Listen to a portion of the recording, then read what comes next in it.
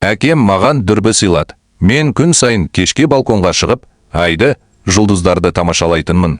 Кейде терезелерге қарайтынмын. Ал кім мұны істемеді? Содан кейін мен бір терезенің күдікті түрде жыпылықтап тұрғанын байқадым. Жарық, не газ, не қайта пайда болды. Мен бұл терезені дүрбімен көрсеткенімде, ол жыпылықтауын тоқтатты. Терезеде бір қыз арқасымен тұрды. Ол шашын тарады.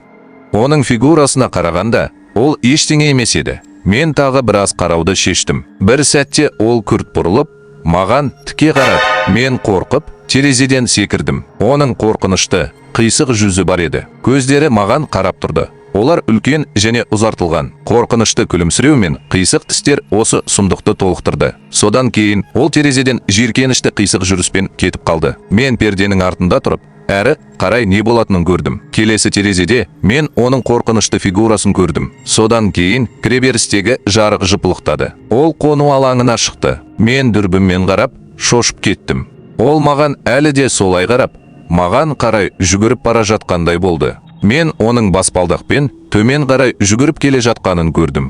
Оның ессіз көзқарасы әлі де менің бағытыма қарап тұрды. Үйдің жанындағы фонар жыпылықтап тұрды. Мен оның қисық фигурасының подъезден шығып бара жатқанын көрдім. Мен пәтерден шығып, алаңға жүгірдім. Мен кіреберісте тұрғанымда, төменде көше есігінің тарсылдағанын естідім. Ол үйге кірді.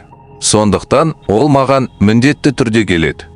Қызығушылық қорқынышты жеңді. Мен төмен қарадым. Ол маған қарап тұрды. Мен пәтерге қайта жүгірдім де, есіктің сыртына отырдым. Тыныштық орнады. Мен тек тынысымды және жүрегімнің соғуын естідім.